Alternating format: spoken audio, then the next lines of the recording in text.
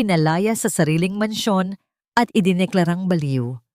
Habang nagpapakasarap sa ninakaw na yaman, ang kanyang asawa at kapatid, itinapon si Halia sa madilim na eskinita, gaya ng isang basurang walang halaga. Wala ka ng silbi, Halia, ang malupit na bulong ng lalaking minahal niya. Ngunit mula sa putikan, isang kamay ng estranghero ang aabot sa kanya. Makakabangon pa kaya ang isang reynang pinagkaitan ng korona, pamilya, at katinuan? Inumin mo na ito, mahal ko, para kumalma ang isip mong nasisiraan na. Ang malamig at tila nag-aalalang tinig ni Eduardo ay pumuno sa marangyang silid-tulugan ng mansyon. Nanginginig ang mga kamay ni Halia habang pilit niyang inaabot ang baso ng maligamgam na gatas mula sa kanyang asawa. Ang kanyang mga mata ay nanlalabo, pilit na humahanap ng kaligtasan sa lalaking 10 taon na niyang kasangga sa buhay. Sa kabilang kamay, mahigpit niyang hawak ang isang nakabalangkas na litrato ng kanilang kasal, umaasang ang pagmamahal na nasa larawan ay sapat na upang labanan ang mga guni-guni at sakit ng ulo na unti-unting umuubos sa kanyang katinuan nitong mga nakaraang buwan.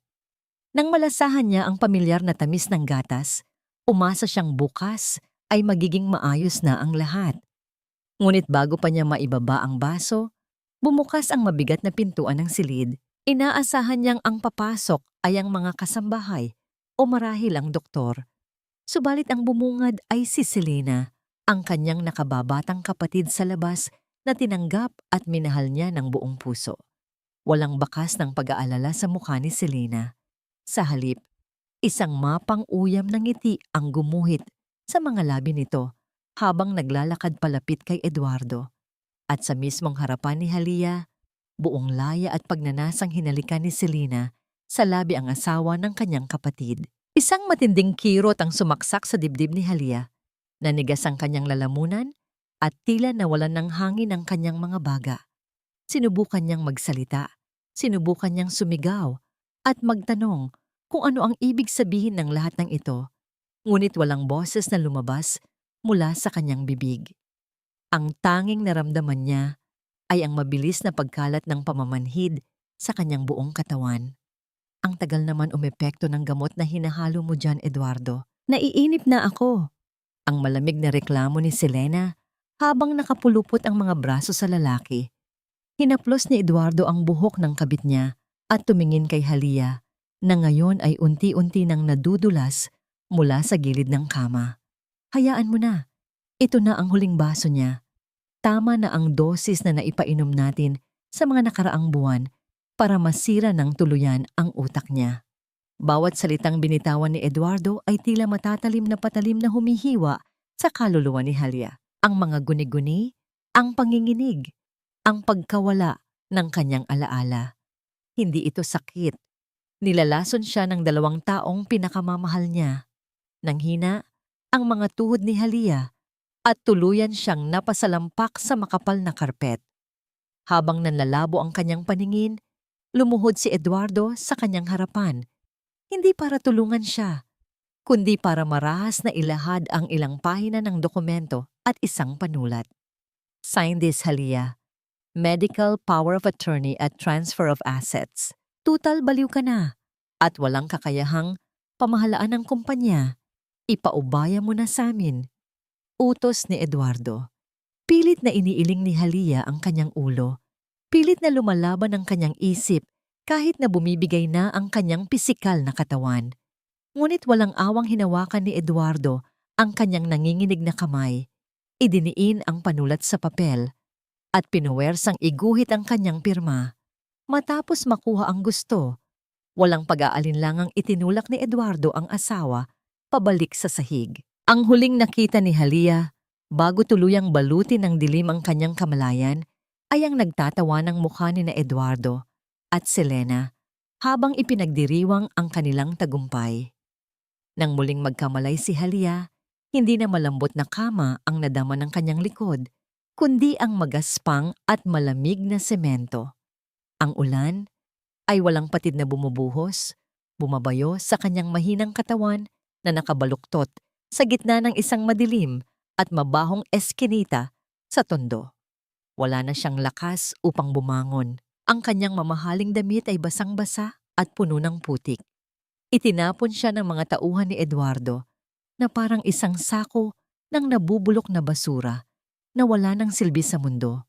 Sa gitna ng nakakabinging pag-iyak ng kalangitan, isang mainit na luha ang kumawala mula sa mata ni Halia. Mabilis na humalo sa malamig na patak ng ulan.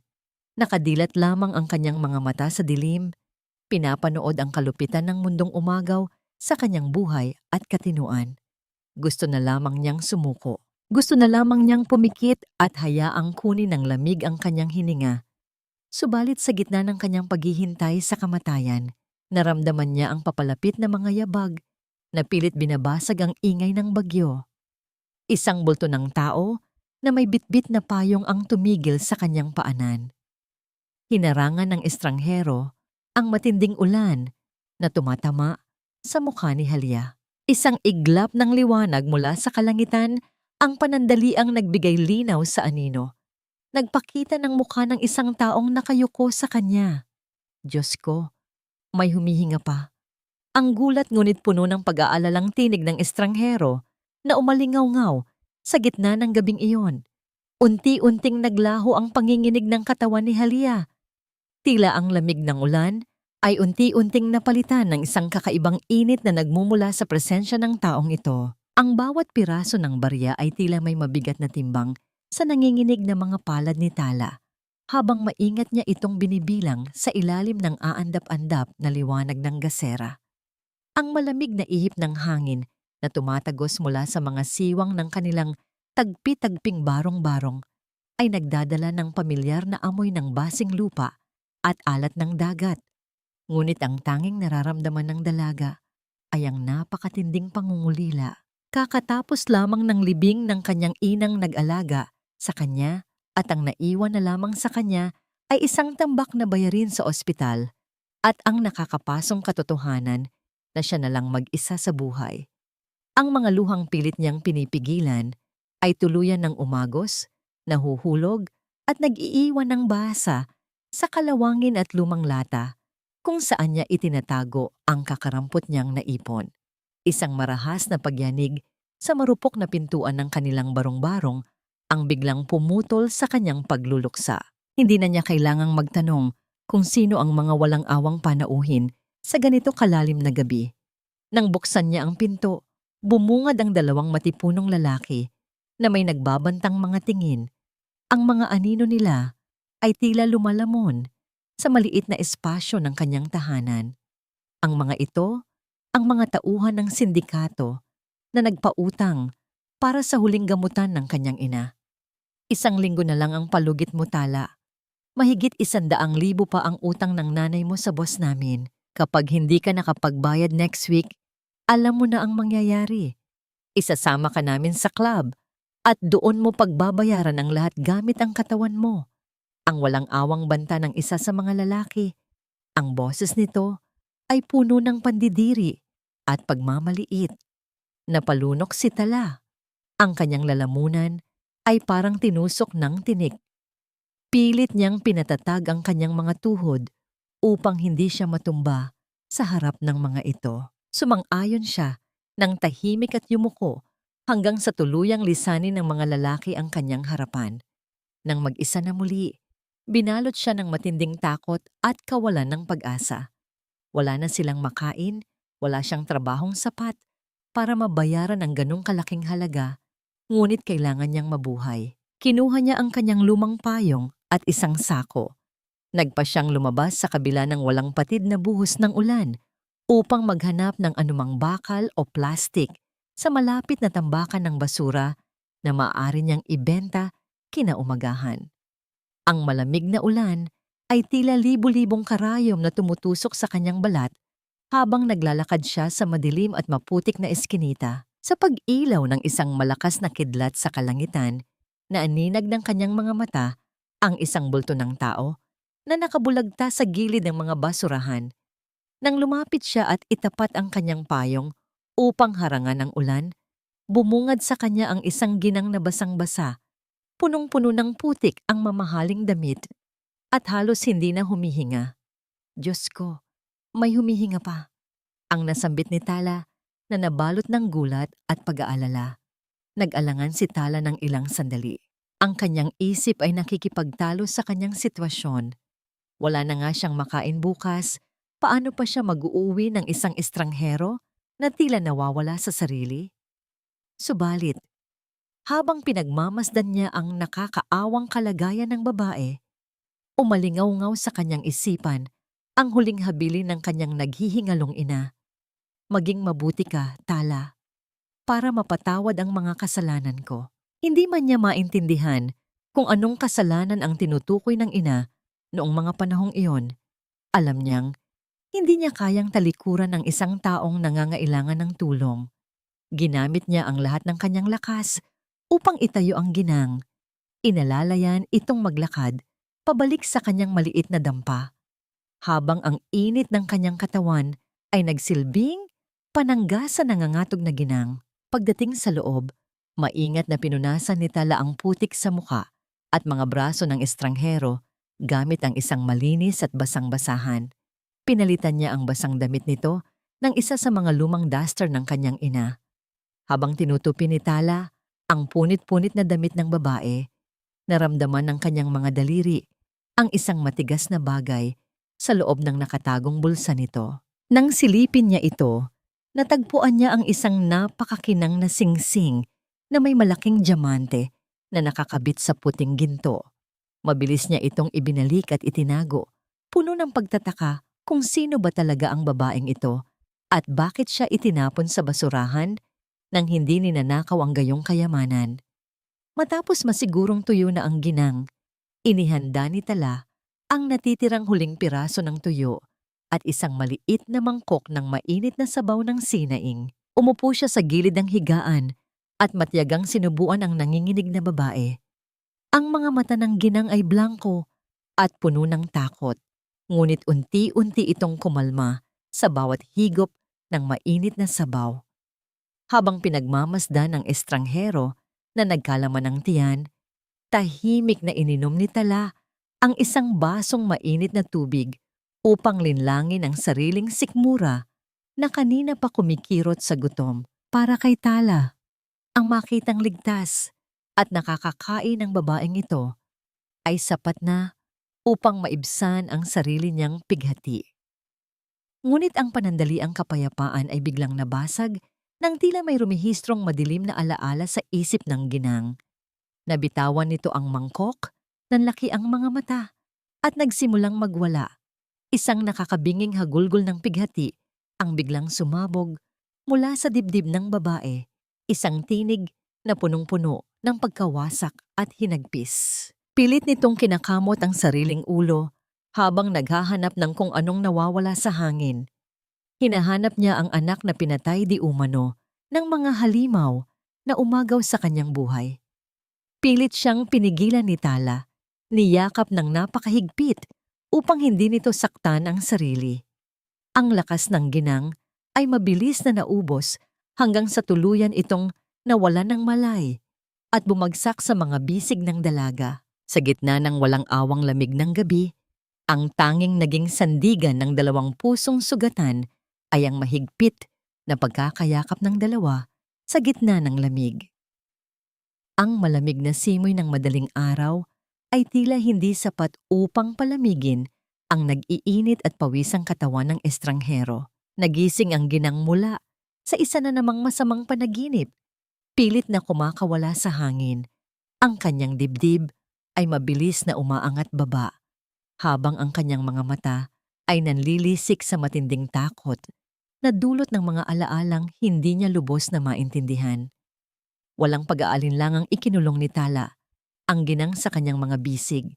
Ipinapatong ang kanyang baba sa nanginginig na balikat nito. Pilit na pinakalma ni Tala ang kaawa-awang babae sa pamamagitan ng marahang paghaplos sa likod nito, kasabay ng isang malambing na bulong na sinisigurong ligtas na siya sa maliit na tahanang yon.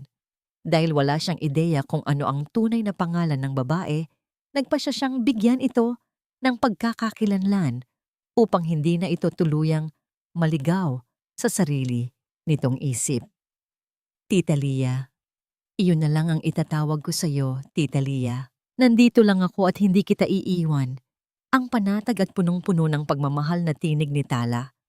Unti-unting lumambot ang nanigas na mga kalamnan ng ginang, tila natagpuan ng isang matibay na angkla sa pangalang yon upang kumalma at muling pumikit. Pagsikat ng araw, iniwan muna ni Tala si Tita Lia na mahimbing na natutulog upang makipagsapalaran sa palengke. Ibinaba niya ang sariling dangal at inilako ang lakas sa mga nagtitinda ng isda upang magkaroon ng kakarampot na kita. Ang kanyang maliliit at payat na braso ay pilit na bumuhat ng mabibigat na banyera. Ang malansang tubig ay umaagos sa kanyang sirang damit at dumidikit sa kanyang balat habang ang pawis ay patuloy na tumutulo mula sa kanyang noo papunta sa kanyang mga matang namumula sa puyat. Ang bawat hakbang niya ay may kasamang matinding kirot sa ibabang bahagi ng kanyang likod at mga binti. Subalit sa tuwing naiisip niya ang walang muwang na ginang na naghihintay ng makakain sa kanilang barong-barong, nagkakaroon ng kakaibang tapang ang kanyang kaluluwa. Ang barya-baryang kinita niya mula sa pagpapakapagod at mga pasa sa braso ay agad niyang ibinili ng kaunting bigas at murang gamot na pampakalma. Pagbalik sa dampa, mabilis na nagluto si Tala ng lugaw na pinasarap lamang ng kaunting asin at pagmamahal. Maingat niyang pinaupo si Tita Lia at matiyagang pinasubuan ito. Sa unang pagkakataon, mula nang iligtas niya ito sa basurahan, tumigil sa panginginig ang ginang. Ang mga mata nitong kanina ay blangko at palaging ligaw ay unti-unting nakatagpo ng linaw. Tinitigan ni Halia ang maamong mukha ng dalagang nag-aalaga sa kanya. Tila kinakabisado ang bawat kurba ng mukha nito. Itinaas ng ginang ang kanyang nanginginig na kamay at marahang hinaplos ang pisngi ni Tala. Ang magaspang nitong palad ay tila naghahanap ng pamilyar na init mula sa isang malayong nakaraan. Kamukha mo ang pangarap ko. Ang nanghihina, ngunit malinaw na bulong ni Halia. Ang kanyang mga luha ay muling naglandas sa kanyang pisngi, hindi dahil sa pisikal na sakit, kundi dahil sa isang malalim na pangungulila na hindi niya maipaliwanag. Naramdaman ni Tala ang pagkirot ng kanyang puso at isang mainit na luha ang pumatak mula sa kanyang mata papunta sa palad ng ginang. Upang tuluyang gumaan ang pakiramdam ng ginang at maibsan ang lungkot na namamagitan sa kanila, kumuha si Tala ng isang lumang suklay na kahoy. Maingat at puno ng pag-iingat niyang sinuklay ang magulo at buhol-buhol na buhok ni Tita Lia habang nakaupo ito sa sahig. Habang ginagawa ang simpleng gawaing ito, isang pamilyar na himig ang kusang lumabas mula sa mga labi ni Tala. Kinanta niya ang isang lumang oyayi, ang kaisa-isang kanta na palaging inaawit ng namayapa niyang ina tuwing hindi siya makatulog noong bata pa siya. Ang malambing na tinig ni Tala ay tila isang mainit na kumot na yumakap sa naguguluhang isip ni Halia. Subalit sa halip na tuluyang makatulog, nag-iba ang reaksyon ng ginang. Ipinikit nito ang kanyang mga mata habang dinarama ang bawat nota ng awitin. Tila may pilit na inaalala. Pamilyar ang himig na yon sa ginang, isang awiting matagal nang nakaukit sa kanyang sugatang puso, subalit hindi niya matukoy kung saan niya ito unang narinig at kung bakit ito nagbibigay sa kanya ng matinding kalungkutan at kagalakan ng sabay. Nang matapos ang pag-awit, kumuha si Tala ng basang bimpo upang punasan ang pawis sa likod at leeg ng ginang. Habang hinahawi niya ang buhok nito pataas, biglang natigilan si Tala. Ang kanyang mga kamay ay nanlamig at ang kanyang paghinga ay pansamantalang huminto sa kalagitnaan ng kanyang lalamunan. Sa kanang bahagi ng batok ng ginang, malinaw na nakaguhit sa balat ang isang kapansin-pansing marka na hugis buwan. Nanginginig na iniangat ni Tala ang kanyang sariling kamay patungo sa kanyang batok. Dahan-dahang kinakapa ang balat na simulat sa pool ay naroon na sa kanyang katawan. Isang kaparehong marka ng buwan, Parehong-pareho ang hugis at kinalalagyan sa kanilang mga balat. Ang bawat tupi ng mga lumang damit na inaayos ni Tala ay nagdadala ng sariwang kirot sa kanyang naulilang dibdib. Nakaupo siya sa sahig na kawayan, pinalilibutan ng mga naiwang gamit ng kanyang yumaong ina, pilit na naghahanap ng anumang bagay na may halaga upang maibenta at maidagdag sa pambayad sa matinding utang. Habang inaangat niya ang isang makapal na kumot sa pinakasulok ng ilalim ng papag, tumambad sa kanya ang isang lumang baul na gawa sa maitim na kahoy. Binalot ito ng makapal na alikabok at may nakakabit na kinalawang na kandado sa harapan. Pilit niya itong hinila palabas. Ang bigat nito ay nag-iwan ng malalim na marka sa magaspang na sahig. Kumuha siya ng isang lumang bakal na panungkit upang puwersahang sirain ang kandado, subalit ang kanyang manipis na braso ay walang sapat na lakas upang magawa ito ng mag-isa. Napansin ni Halia ang paghihirap ng dalaga. Sa mga nagdaang araw, ang ulap sa isip ng ginang ay unti-unting humuhupa, pinalitan ng isang kalmadong kamalayan na nagpapahintulot sa kanyang makaramdam ng utang na loob sa taong nag-alaga sa kanya. Dahan-dahang lumapit ng ginang na upo sa tabi. Ang mabigat na ulap ng hapon ay tila sumasalamin sa naghihingalong pag-asa sa puso ni Tala. Nakaupo siya sa sahig na kawayan, napapalibutan ng mga lumang gamit ng kanyang yumaong ina. Kailangan niyang maghanap ng anumang bagay na may halaga upang maibenta at maidagdag sa pambayad sa matinding utang na unti-unting sumasakal sa kanyang kinabukasan. Habang inaayos niya ang mga pinagtagpi-tagping kumot, napansin niya ang isang lumang baul na gawa sa makapal na kahoy, nakatago sa pinakasulok ng ilalim ng papag. Pinuno ng alikabok ang hangin nang pilit niya itong hinila palabas. May nakakabit na kinalawang na kandado sa harapan nito. Napansin ni Halia na ngayon ay mas kalmado na at may bahagyang liwanag sa mga mata ang paghihirap ng dalaga. Dahan-dahang lumapit ang ginang, naupo sa tabi ni Tala at ipinatong ang kanyang mainit na palad sa nanginginig na kamay ng dalaga.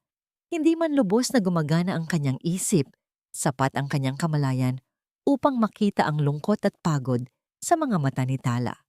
Ang talas ng kanyang pag-iisip na minsan nang namahala sa isang malaking korporasyon ay tila bumabalik ng paunti-unti. Itinuro ni Halia ang isang maliit na bakal na panungkit sa kalan. Ginamit nila itong dalawa, ang lakas ni Tala at ang talino ni Halia, upang piliting sirain ang matigas na kandado. Pagkaraan ng ilang sandali ng pagtutulungan, ang kalawangin na bakal ay tuluyang sumuko at bumigay. Isang pamilyar na amoy ng nakatagong panahon ang humalimuyak mula sa loob ng baul. Maingat na inangat ni Tala ang takip at bumungad sa kanila ang mga maayos na nakatuping damit at ilang maliliit na gamit na itinatangi ng kanyang ina. Ngunit dalawang bagay ang agad na umagaw sa kanilang pansin. Ang una ay isang lumang uniporme ng katulong.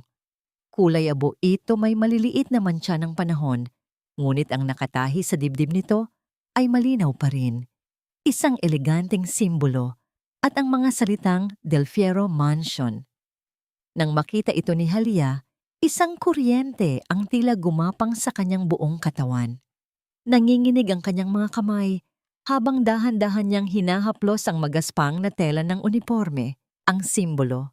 Ang mga salita, pamilyar na pamilyar ang mga ito sa kanya. Tila may isang malayong alaala na kumakatok sa kanyang isipan, isang imahe ng mga mahahabang pasilyo at malamig na sahig na gawa sa marmol. Naramdaman niya ang kakaibang panlalamig sa kanyang batok. Sa ilalim ng uniforme ay nakatago ang isang maliit na talaarawan na may itim na balat. Ang ilang bahagi ng mga pahina nito ay sunog at kuluntoy, tila sinadyang sirain upang itago ang mga nakasulat. Binuksan ito ni Tala sa bahaging hindi pa gaanong nasisira. Ang sulat kamay ay walang dudang pagmamay-ari ng kanyang ina. Basa at nanginginig ang kanyang mga mata habang binabasa niya ang isang maikling talata na nakasulat ng may pagmamadali at takot. Patawarin mo ako, Senyora Halia. Hindi patay ang iyong anak. Itinakas ko siya para iligtas sa halimaw mong kapatid. Nanigas si Tala sa kanyang kinauupuan. Ang kanyang puso ay nagsimulang bumayo ng napakabilis sa loob ng kanyang dibdib. Pamilyar ang pangalan. Halia. Ito ang pangalang naririnig niya sa balita na nawawala. Ito ang pangalang binabanggit ng babaeng kaharap niya sa mga sandali nitong nagwawala. Tiningnan niya si Tita Lia. Pagkatapos ay ibinalik ang tingin sa sunog na talaarawan, ang balat sa batok, ang uyayi, ang pangalan. Ang mga piraso ng palaisipan ay unti-unting nagkakadugtong sa kanyang isipan, bumubuo ng isang katotohanang napakasakit at nakakagimbal. Nagkatitigan sila ni Halia. Ang tibok ng kanilang mga puso ay tila naghahabulan sa gitna ng nakabibinging katahimikan. Ang hangin sa loob ng maliit na barong-barong ay biglang bumigat, puno ng mga tanong na hindi masabi at mga sagot na natatakot silang malaman. Bago pa man makapagtanong si Halia, bago pa man makahinga ng maluwag si Tala, isang marahas at napakalakas na sipa ang biglang sumira sa marupok na pintuan ng kanilang barong-barong. Nayanig ang buong dampa. Bumagsak ang pintuan sa sahig, nag-iwan ng makapal na alikabok sa hangin. Sa bukana, nakatayo ang mga anino ng mga lalaking dumating upang maningil. Ang kanilang mga mukha ay walang bakas ng awa. Dumating na sila para kunin ang kabayaran sa utang na hindi kayang bayaran ni Tala. Walang anumang salitang namutawi sa mga labi ni Tala. Tila nanigas ang kanyang buong katawan habang nakatitig sa mga matang walang awa ng mga lalaking sumira sa katahimikan ng kanilang munting tahanan. Ang pinuno ng mga ito, isang lalaking may makapal na bigote at malamig na titig, ay marahas na hinawakan ang braso ng dalaga at walang awang kinaladkad ito palabas ng barong-barong. Pakiusap, bigyan niyo pa po ako ng panahon. Magbabayad po ako. Ang nanginginig na pagmamakaawa ni Tala. Ang kanyang mga paa ay pilit na kumakapit sa putik sa labas upang pigilan ang paghila sa kanya. Ngunit ang kanyang mga salita ay tila hangin lamang na dumaan sa tainga ng lalaki. Bilang sagot sa kanyang pagmamakaawa, isang napakalakas na sampal ang dumapo sa kanyang pisngi. Ang lakas ng pagtama ay nagdulot ng pagyanig sa kanyang ulo at panandali ang pagdidilim ng kanyang paningin. Naramdaman niya ang init na gumapang sa kanyang pisngi, kasunod ng metal na lasa ng dugo na unti-unting kumalat sa loob ng kanyang bibig. Habang nakasubsob si Tala sa putikan, pumasok naman ang isa pang lalaki sa loob ng dampa. Naghahanap ito ng anumang bagay na maaaring makapagdulot ng takot. Itinumba nito ang maliit na mesa kung saan nakapatong ang lugaw na inihanda ni Tala. Walang pakundangang tinapakan nito ang natapong pagkain. Ang malambot at mainit na kanin ay pumisa at humalo sa dumi ng sahig. Para kay Tala, hindi lang pagkain ang sinira ng mga ito, kundi ang kaisa-isang simbolo ng kanyang pag-aalaga at pag-asa. Sa isang madilim na sulok ng barong-barong, nakayupyop si Halia. Ang marahas na pagpasok ng mga lalaki ay nagbalik sa kanyang isipan ng nakakatakot na alaala noong gabi na siya ay kinaladkad palabas ng sarili niyang mansyon. Muling bumalik ang pamilyar na panlalamig ng kanyang buong katawan, ang panginginig ng kanyang mga kamay, at ang kagustuhang magtago sa dilim upang hindi na muling masaktan. Siya ay naging isang maliit na bata muli na walang magawa, kundi ang panoorin ng bangis ng mundo sa kanyang harapan. Subalit nang makita ni Halia ang walang awang pagsabunot ng lalaki kay Tala, ang pagpatak ng luha kasabay ng dugo mula sa labi ng dalaga, isang kakaibang apoy ang biglang sumiklab sa loob ng kanyang nanlalamig na dibdib. Ang dalagang ito, ang kaisa-isang taong nagbigay sa kanya ng init at pagkalinga noong siya ay nasa pinakamababang estado ng kanyang buhay. Ang takot na kanina ay bumabalot sa kanya ay biglang napalitan ng isang matinding galit na hindi niya maipaliwanag. Isang proteksyon na hindi niya alam na kaya niyang maramdaman gamit ang lakas na nagmula sa kaibuturan ng kanyang kaluluwa. Dumampot si Halia ng isang makapal na piraso ng kahoy na panggatong. Nanginginig man ang kanyang mga tuhod, buong tapang siyang tumayo at walang pag-aalinlangang pinalo ng malakas ang braso ng lalaking nakahawak sa buhok ni Tala. "Huwag mong saktan ang bata." Ang sigaw ni Halia. Ang kanyang boses ay hindi natinig ng isang baliw, kundi isang umaatungal na utos ng isang ina na handang protektahan ang kanyang anak. Nagulat ang lalaki at nabitawan si Tala. Sa galit nito, bumaling ito kay Halia at nagpakawala ng isang malakas na suntok. Ngunit sa halip na umiwas, mabilis na ginamit ni Halia ang kanyang sariling katawan upang harangan ang suntok na sana ay tatama kay Tala. Napangiwi siya sa sakit na dulot ng pagtama sa kanyang tagiliran, ngunit nanatili siyang nakatayo sa pagitan ng panganib at ng dalaga. Mula sa di kalayuan, sa likod ng isang poste, isang lalaking nakaitimang tahimik na nagmamasid sa buong pangyayari. Ang kanyang mga mata ay nakatuon sa bawat galaw sa loob ng magulong eksena. Dahil sa inis na may lumalaban sa kanila, marahas na itinulak ng lalaki si Halia ng buong lakas. Nawalan ng balanse ang ginang. Ang pagbagsak ng kanyang katawan ay lumikha ng isang mabigat at nakakakilabot na kalabog, nang ang likod ng kanyang ulo ay tumama ng direkta sa matigas na sementadong pader. Isang mainit na likido ang mabilis na umagos mula sa kanyang ulo, humahalo sa kanyang buhok at dumadaloy pababa sa kanyang leeg. Ang kanyang mga mata ay unti-unting nawalan ng liwanag bago tuluyang pumikit. Nawalan siya ng malay habang ang huling narinig niya ay ang nakakabinging sigaw ni Tala na puno ng matinding paghihirap. Paulit-ulit na isinisigaw ang pangalan niya. Ang bawat yabag ni Tala sa basang kalsada ay isang desperadong panalangin. Mahigpit niyang yakap ang walang malay na katawan ni Halia. Ang init ng dugo nito ay tumatagos sa kanyang manipis na damit at dumidikit sa kanyang balat. Ang bawat sentimong natitira sa kanyang bulsa ay pinagdugtong-dugtong niya, sapat lamang upang makarating sa isang maliit at halos walang gamit na charity clinic sa kabilang kanto. Umiiyak siyang nagmakaawa sa matandang doktor na gamutin ang kanyang tita Lia. Nangangakong pagtatrabahuhan niya ang anumang kulang sa bayarin. Ang pagod at sakit ng katawan na nararamdaman niya mula sa pambubugbog kanina ay tila naglaho, pinalitan ng isang matinding takot na mawala ang kaisa-isang taong nagparamdam sa kanya ng kahalagahan sa mga nakaraang araw. Sa loob ng tahimik na silid, sa ibabaw ng isang lumang kama na amoy gamot at kalawang, dahan-dahang iminulat ni Halia ang kanyang mga mata. Wala na ang makapal na ulap na matagal bumalot sa kanyang isipan. Ang sakit mula sa kanyang ulo ay tila isang malakas na kidlat na gumising sa bawat natutulog na bahagi ng kanyang utak. Bumalik ang lahat. Ang lasa ng gatas na may lason na ipinaiinom ni Eduardo. Ang mapang-uyam na halik ni Selena sa kanyang asawa. Ang pilit na pagpirma sa mga dokumento. Ang malamig at madulas na putik sa kanyang likod nung gabing itinapon siya sa basurahan.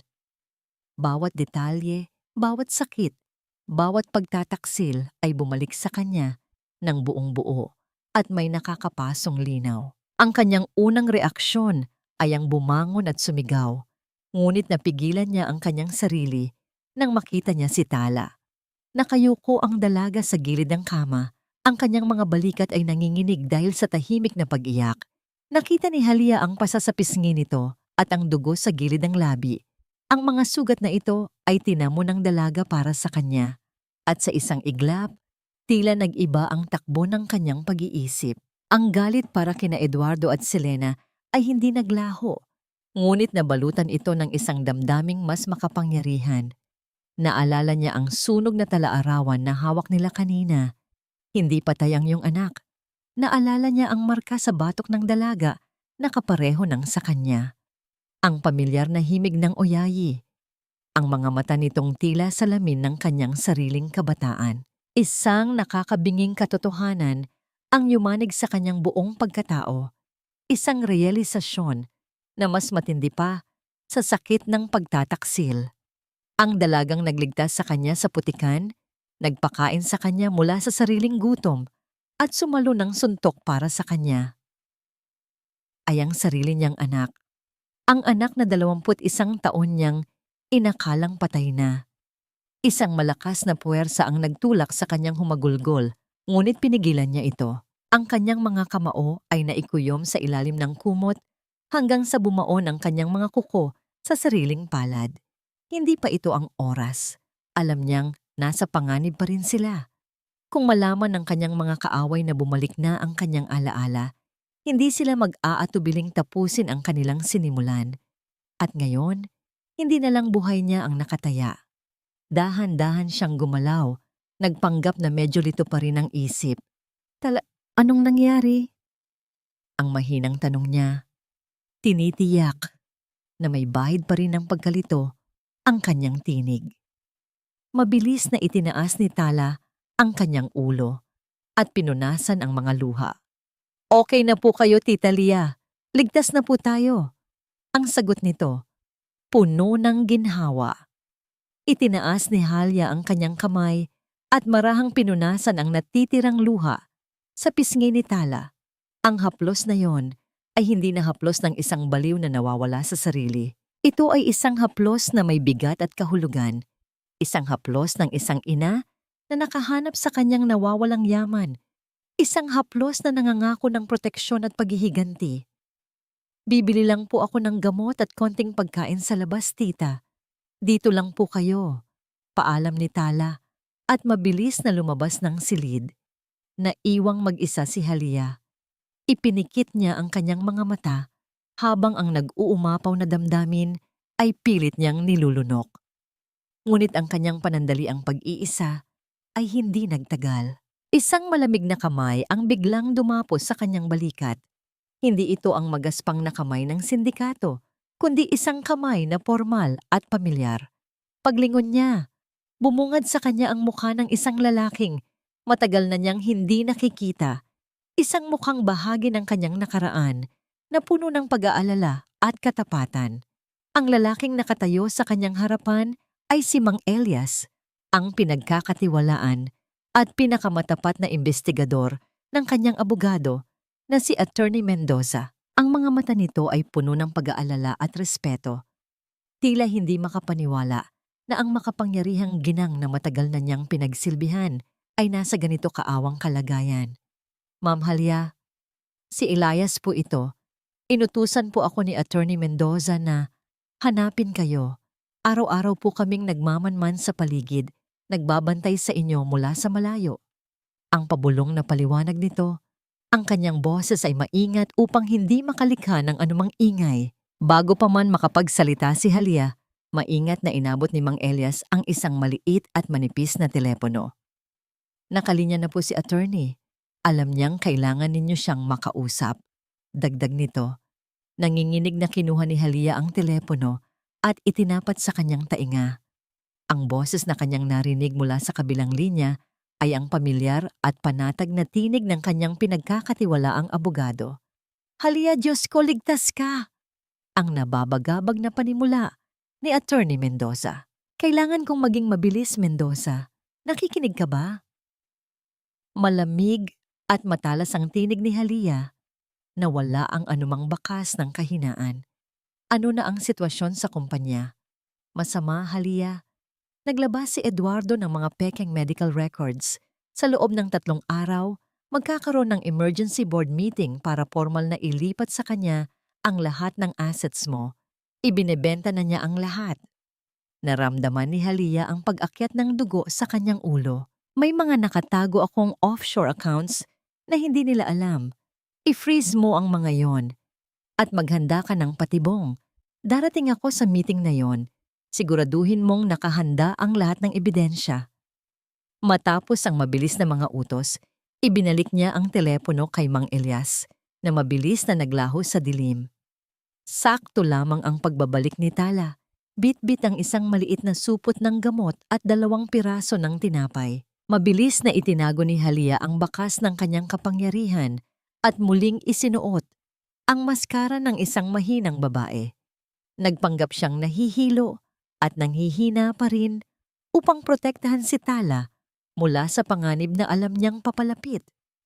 Tita Lia, eto na po yung gamot. Inumin niyo na po para bumuti ang pakiramdam niyo. Eto po, may konting tinapay din akong nabili para sa atin. Ang malambing na wika ni Tala habang inaalalayan siyang uminom. Kinuha ni Halia ang 1 piraso ng tinapay. Para sa kahit sinong normal na tao, ito ay matigas, malamig, at walang lasa. Ngunit habang namang nginunguya niya ito, tila ito ang naging pinakamasarap na pagkain sa buong mundo. Bawat piraso ay may kasamang imahe ng paghihirap ng kanyang anak. Ang pawis, ang mga pasa, ang sakripisyo. Isang mainit na luha ang pumatak mula sa kanyang mata na hindi napansin ni Tala. Mahigpit na niyakap ni Tala si Halia. Huwag po kayong mag-alala, tita. Hindi ko po kayo pababayaan. Aalagaan ko po kayo. Ang taos-pusong pangako ng dalaga. Sa loob ng yakap na yon, lihim na lumuha si Halia, hindi dahil sa awa sa sarili, kundi dahil sa nag-uumapaw na pagmamahal. At sa kanyang isipan, bumuo siya ng isang pangako na mas matibay pa sa bakal. Ibibigay ko sa iyo ang buong mundo, anak. Babawiin ko ang lahat ng ninakaw nila sa atin.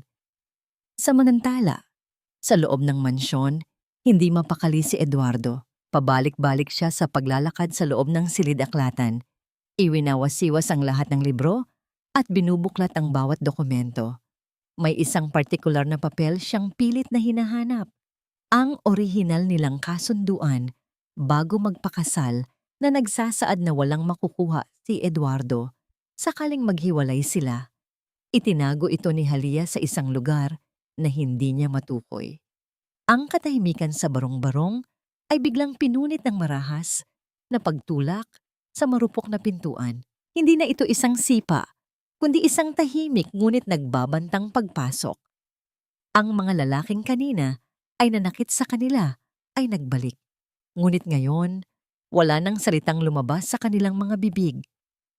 Ang kanilang mga mata ay nakatuon lamang kay Tala, puno ng isang malamig na intensyon. Walang anumang babala, kinaladkad nila ang dalaga palabas. Ang mga paa nito ay gumuguhit ng linya sa sahig na putik. Hindi na sila naniningil, hindi na sila nananakit. Kinukuha na nila ang kabayaran. Kinukuha na nila si Tala upang dalhin at ibenta sa isang bahay aliwan. Walang anumang salita ang namutawi sa mga bibig ng mga lalaking pumasok. Ang kanilang mga mata ay matalim na nakatuon kay Tala.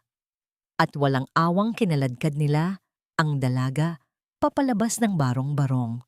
Si Tala, sa kabila ng matinding takot, ay pilit na lumaban. Ang kanyang mga paa ay pilit na kumakapit sa basang lupa, ngunit wala siyang lakas upang makalaya sa mahigpit na pagkakahawak ng mga ito. Tita Lia, pakiusap.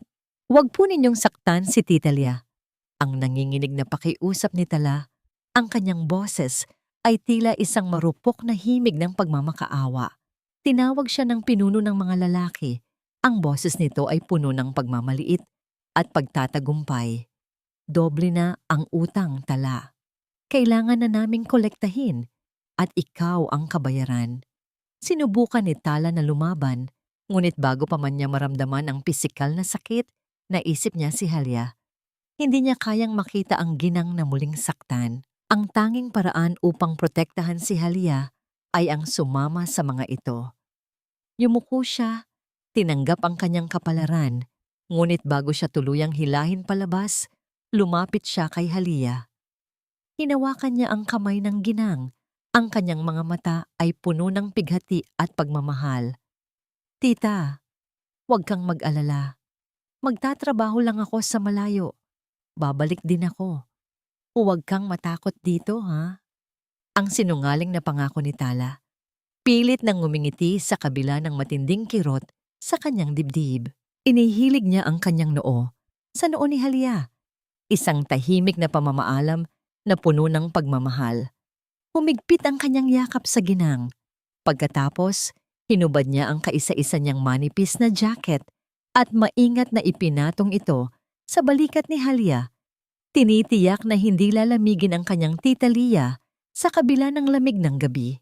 Nang tuluyang isakay si Tala sa isang madilim na van at mawala sa paningin, dahan-dahang tumayo si Halia sa loob ng walang lamang barong-barong. Ang panginginig ng kanyang mga kamay ay tuluyan ng naglaho. Ang bakas ng pagkabaliw sa kanyang mga mata ay biglang napalitan ng isang matalas at nanunuot na titig. Ang kanyang tindig ay hindi na tindig ng isang mahina at sugatang babae, kundi tindig ng isang reynang handang bumawi sa lahat ng ninakaw. Ang kanyang puso ay nag-aapoy sa galit, isang galit na mas matindi pa sa lason na inihalo sa kanyang gatas. Dinampot niya ang maliit na telepono na ibinigay ni Mang Elias. Mabilis niyang idinial ang numero ni Attorney Mendoza. Ang kanyang boses ay nakakakilabot sa lamig.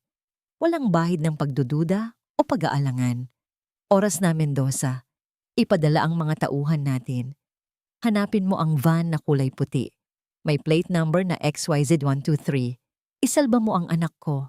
At pagkatapos, sisiguraduhin nating makukuha ng mga hayop na yan ang hustisyang nararapat sa kanila.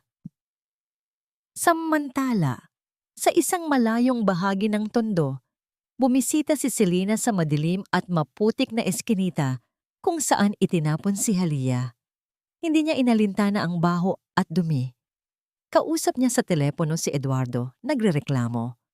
Wala akong makita dito, Eduardo.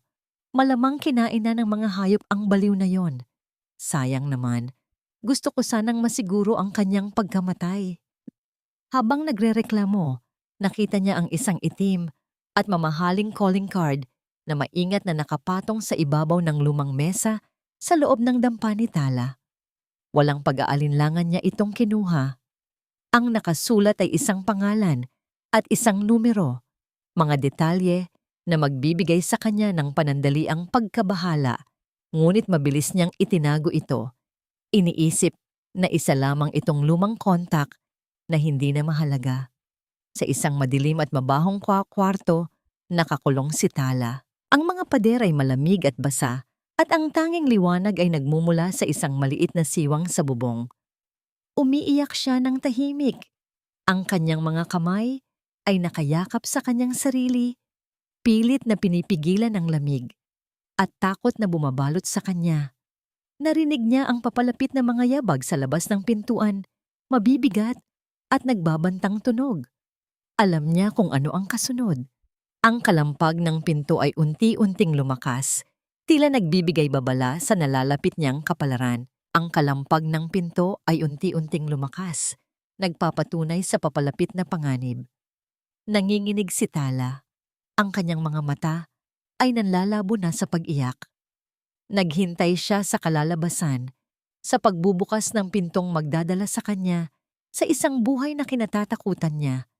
Ngunit nang bumukas ng malakas ang pinto, hindi ang pinuno ng sindikato ang pumasok.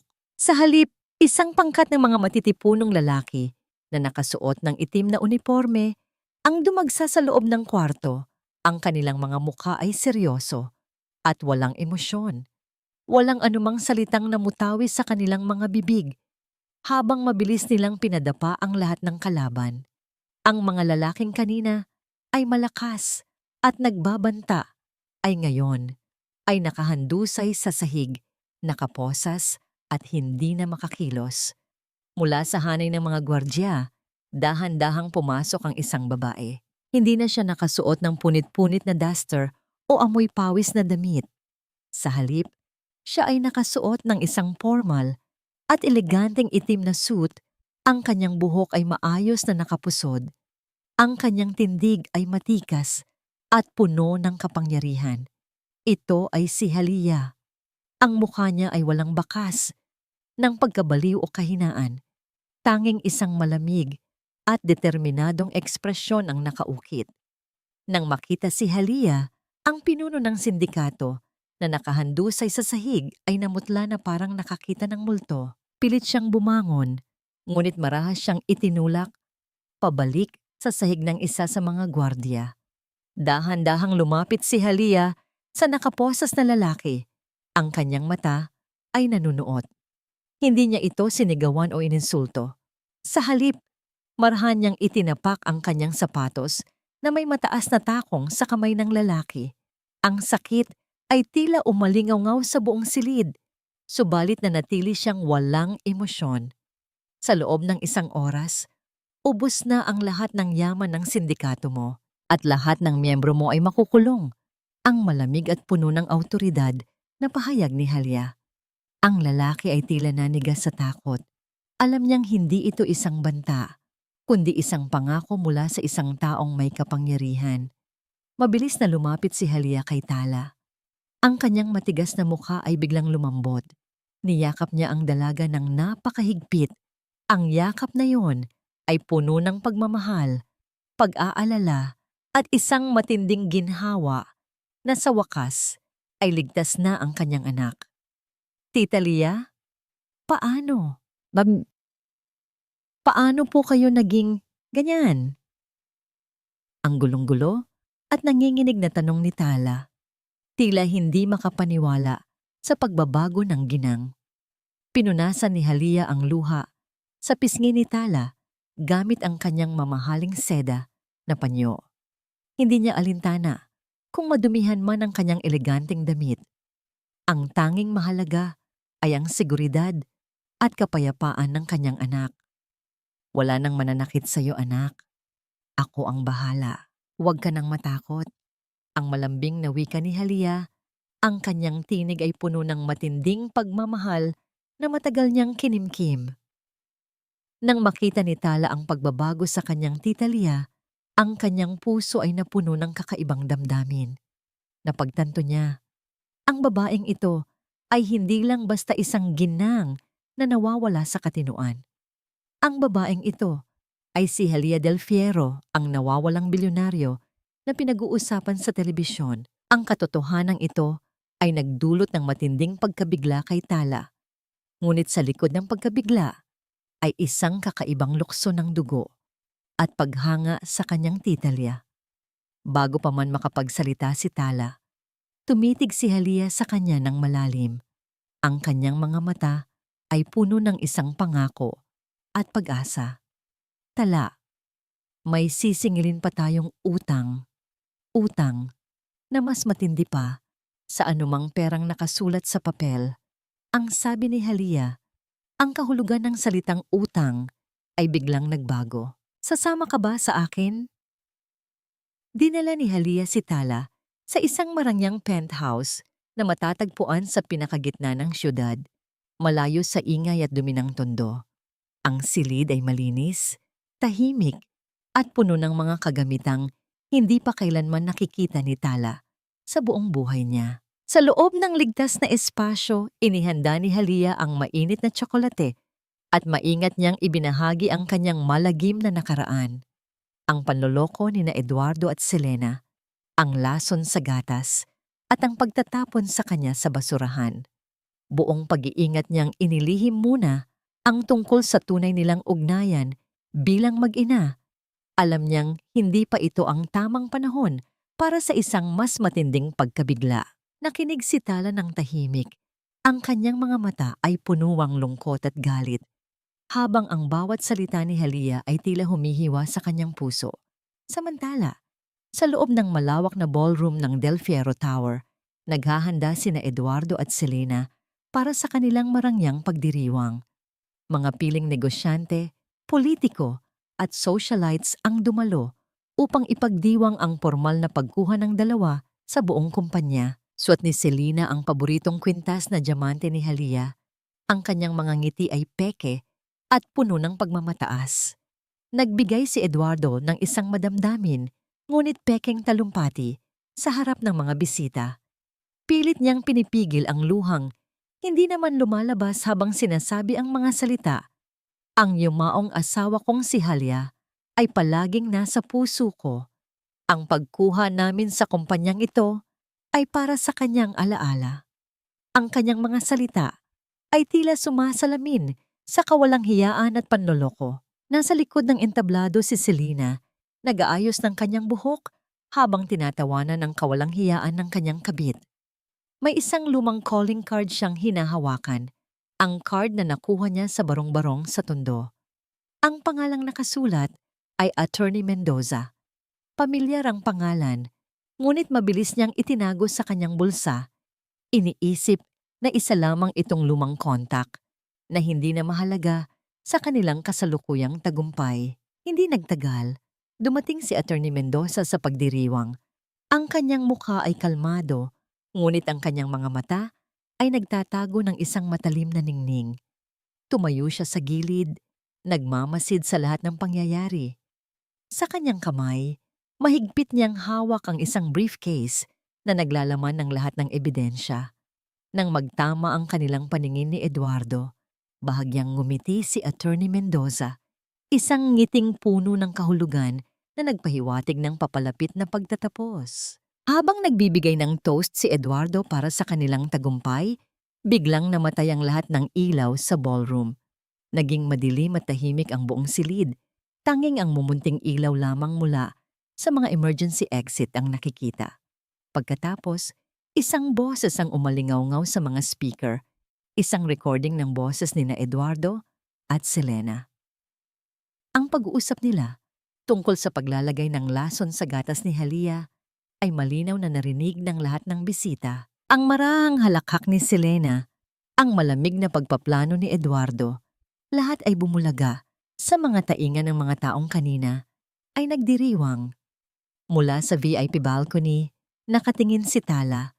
Pinagmamasdan ang reaksyon ng mga bisita na ngayon ay puno ng pagkabigla at pagkadiri. Sa tabi niya, nakatayo si Halia. Hindi na ito ang ginang na kanyang inaalagaan. Ito ay isang babae na may kapangyarihan at karangalan. Isang reyna na ngayon ay handang ipaghiganti ang kanyang sarili. Naramdaman ni Tala ang kakaibang lukso ng dugo at matinding paghanga sa tapang at ganda ni Halia. Sa gitna ng kaguluhan, sinubukan ni Selena na tumakas sa likod ng entablado. Ngunit nang marating niya ang pinto, may nakaharang na sa kanya. Isang matipunong lalaki, si Mang Elias, ang nakatayo roon. Ang kanyang mga braso ay nakakrus. Ang kanyang mukha ay walang emosyon, walang daan upang tumakas. At sa pinakakritikal na sandali, biglang bumukas ng malakas ang malaking pinto ng ballroom. Mula roon, naglakad papasok si Halia na parang isang diyosa ng paghihiganti. Ang kanyang itim na suit ay tila balabal ng isang reynang babawi sa kanyang trono.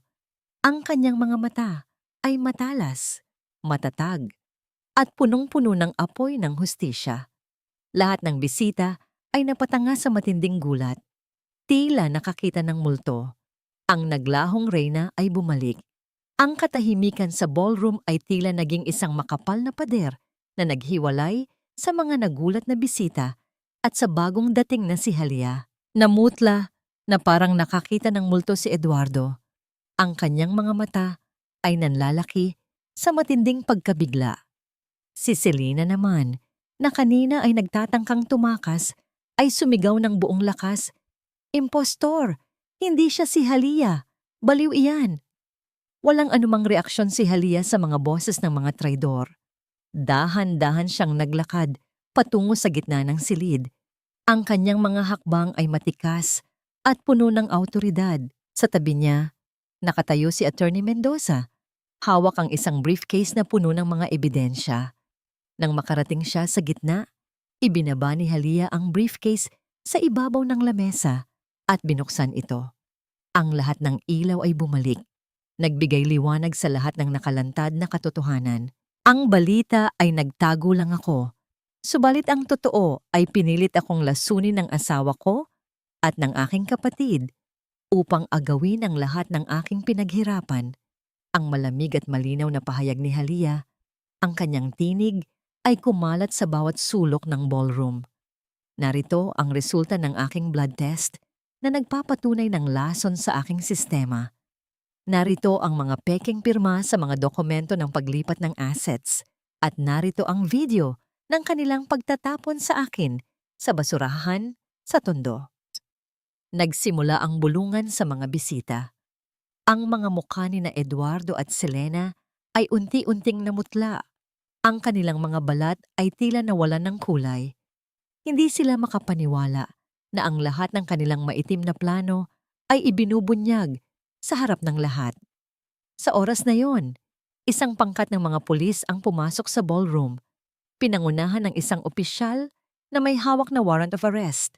Lumapit sila kina Eduardo at Selena. Ang kanilang mga tingin ay puno ng katigasan. Eduardo Del Fierro, arestado ka para sa kasong attempted murder at massive fraud. Ang matapang na pahayag ng opisyal. Walang anumang pag-aalinlangan, inilagay ang posas sa mga kamay ni Eduardo. Sumigaw si Selena, ang kanyang mga mata ay puno ng galit at pagkabaliw. Sinugod niya si Halia, pilit na aabutin ang mukha nito upang saktan.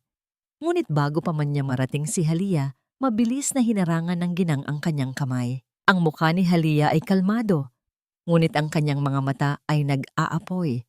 Sa isang marahas na iglap, isang napakalakas na sampal ang dumapo sa pisngi ni Selena. Ang lakas ng sampal ay nagdulot ng pagtama sa kanyang ulo at pagbagsak niya sa sahig. Ang sampal na yon ay hindi lang pisikal na sakit, kundi ang kabayaran sa bawat luhang pumatak mula sa mga mata ni Tala, sa bawat sugat na dinanas nito para sa kanya. Kinuha ninyo ang katinuan ko at kumpanya ko, pero nagkamali kayong kalabanin ang pagkatao ko. Ang malamig na pahayag ni Halia habang tinitingnan silang dalawa. Ang kanyang boses ay puno ng kapangyarihan at paghihiganti. Pinanood niya sina Eduardo at Selena, nakalad ka rin palabas ng ballroom.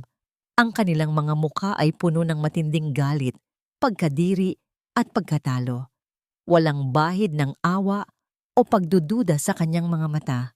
Para kay Halia, ang hustisya ay natupad. Nang matapos ang kaguluhan, lininis ni Halia ang kanyang pangalan sa harap ng publiko.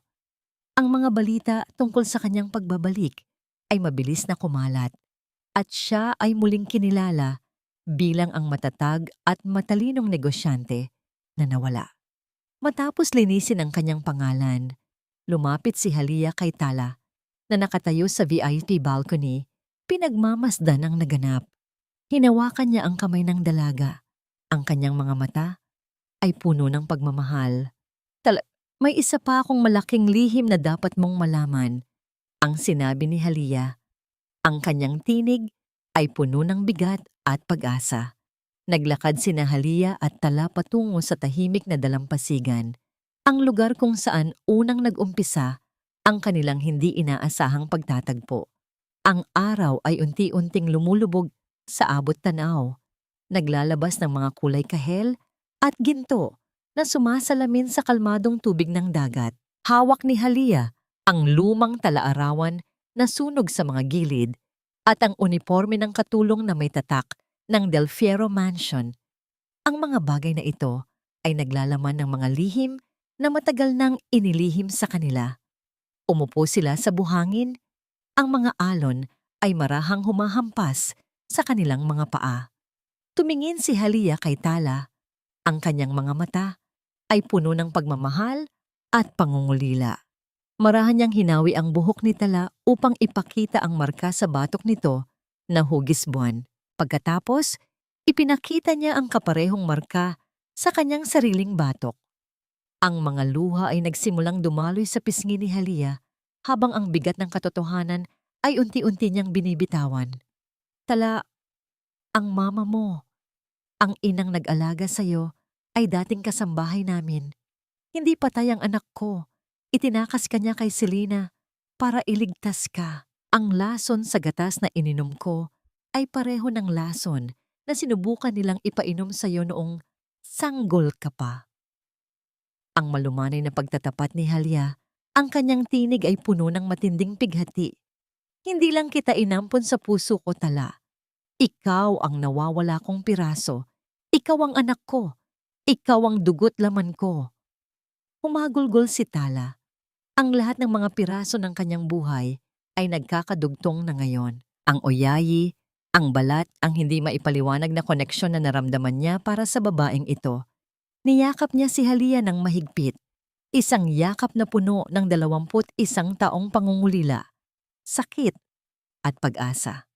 Ang yakap na yon ay nagdala ng matinding paghilom sa kanilang dalawa. Tila binura ang lahat ng pait at sakit ng nakaraan. Sa kanilang mga mata, ang kalungkutan ay napalitan ng wagas na kaligayahan.